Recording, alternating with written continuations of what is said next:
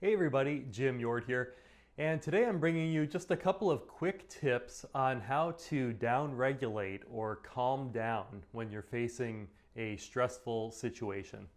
But I want to preface this first.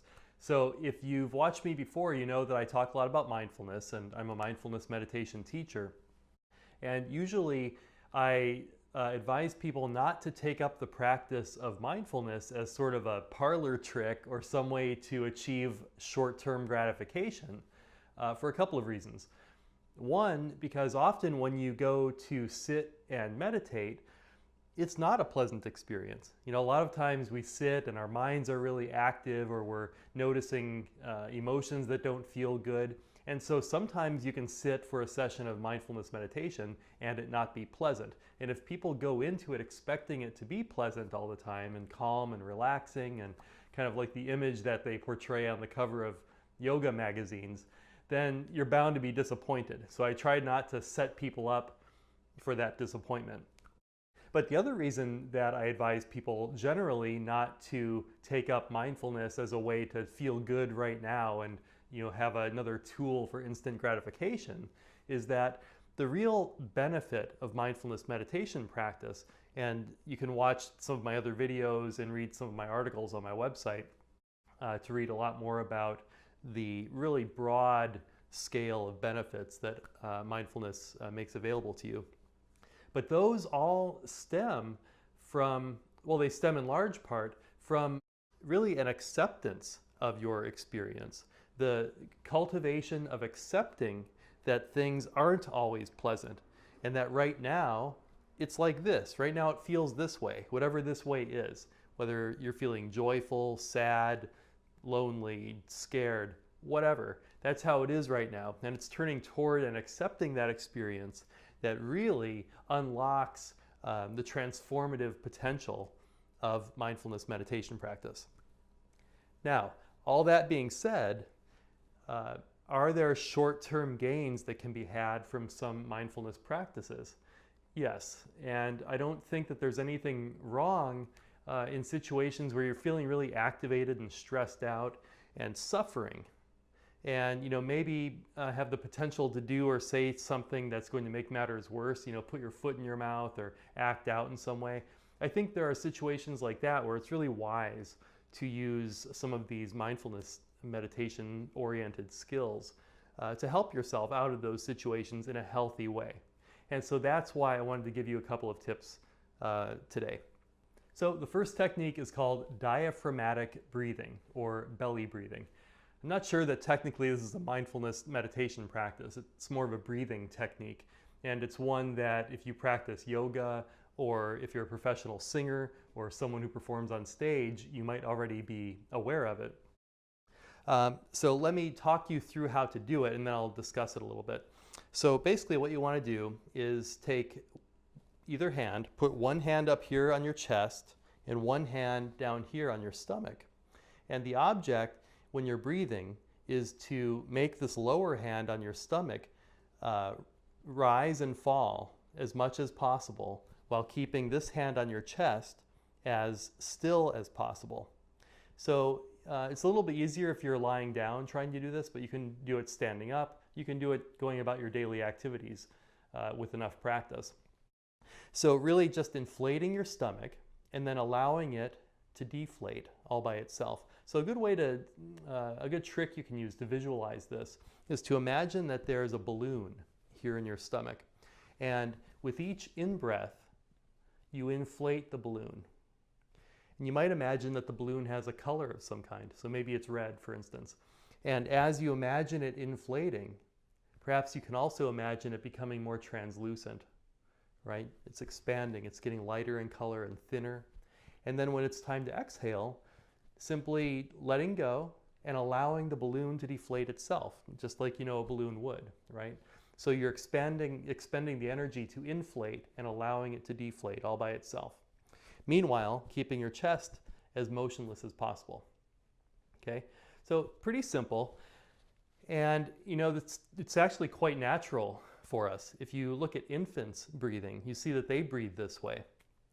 And as we get older, we often tend to move up into our chest and we start breathing here and our stomach remains motionless. And the problem with that is that when we're doing this diaphragmatic or belly breathing, we're actually stimulating our parasympathetic nervous system, which is a natural way of down regulating, of calming down. And so this technique I find is really useful if you're anticipating some kind of stressful situation, like maybe you're about to walk into that big presentation or a big meeting, or you're facing stage fright or a difficult conversation with someone. You can spend some time, 5 minutes more, doing diaphragmatic breathing and really notice a dramatic, in some cases, sense of calm come over you that can put you in good stead as you head into that situation. Oh, and also, if when you're doing this, you notice yourself becoming lightheaded at all, that's okay. It's nothing to worry about. It's just because we're getting a lot more oxygen into our bodies when we breathe that way than when we're breathing more shallowly up in our chest. Okay, so that's the first tip. The second tip is something I'll just give a general label to, of grounding ourselves when we're in a situation where we're already activated. So if you use diaphragmatic breathing, in anticipation of a stressful situation, grounding, I find, can be very helpful for people in the midst of one. So you're having a conversation with someone and then tempers flare, and you notice that anger, or maybe you don't notice, but the anger wells up in you. And it's quite easy when you have strong emotions like anger to kind of pick you up and carry you away. And you find yourself reacting to them maybe before you even realize you're having the feeling. So what can be helpful when you, as best you can, when you notice yourself becoming really activated in some way with a strong emotion, especially a negative one, is to bring some mindful awareness, bring some of your attention to other aspects of your experience. So if it were to happen to me right now, I might bring some awareness to the sensation of where my feet are meeting the chair that I'm sitting on. And so diverting some attention down there to really explore those physical sensations in my feet. Or perhaps if you're sitting in a chair at home, noticing what the texture of the arms of the chair feels like, or where the sole of your feet press against the floor. Can you notice where the bottom of your foot ends and the floor begins? Okay, so these are things that you might otherwise do in a mindfulness practice, in a mindfulness session, like a body scan, for instance. But you can do them while you're in an interaction or a situation without the other person even noticing. It's not like you have to tell them, hey, I'm about to do some mindful grounding right here. Hope you don't mind. You don't have to say anything, just do it. And they won't be any the wiser. But what you're doing when you're using this practice is really giving some perspective to yourself in this situation. Because, when we have the strong negative emotions come up, we tend to get tunnel vision on them. They draw all of our resources, all of our attentional resources and energy to them. And that can really shut down the sense that we have other options available to us. And so what we do with mindfulness is we back up a bit, maybe pull up to the 35,000 foot level, and we begin to notice that there's a lot going on right now. That yes, we're having a strong emotion, and we're also sitting in a chair, and our feet are making contact with the floor. Oh, and I can notice the temperature of the air on my skin, etc. Okay, so there's all a number of things you can ground yourself with. I find that in stressful situations like that, physical sensations work really well to pull you out of your head and out of your emotions and balance that out with a grounded awareness in your present moment. I wanted to mention before I let you go that I have a brand new freebie to offer you. It's called the Setback Survival Pack. And actually one of the tips, I'm not going to tell you which one, but one of the tips that I just gave you makes an appearance in the Setback Survival Pack. So what is it for? What is the Setback Survival Pack for? Well, it provides you with 6 steps for coping with setbacks like a pro. Okay? So, the conventional wisdom that we often get when we face some kind of setback or negative event is to kind of grit your teeth and bear it for the most part.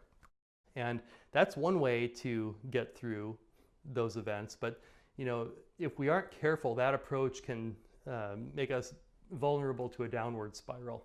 And so what I did with the Setback Survival Pack is I gave you 6 steps, 3 to cope with those sleepless nights when you're tossing and turning in bed, wondering what's going to become of you with this new negative event that you're facing, right? Planning, thinking through all those future scenarios where everything goes wrong.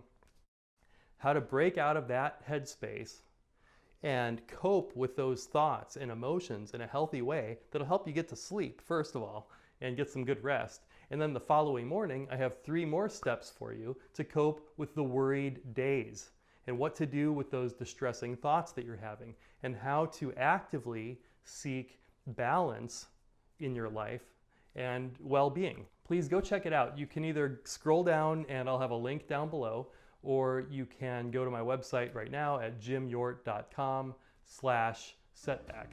And you can check it out for yourself, and it's available for free. I've got a PDF guidebook as well as video guides and audio guides and a beautiful infographic that I made myself just for you. All right there for you to download. I will look forward to seeing you next time, and until then, all the best.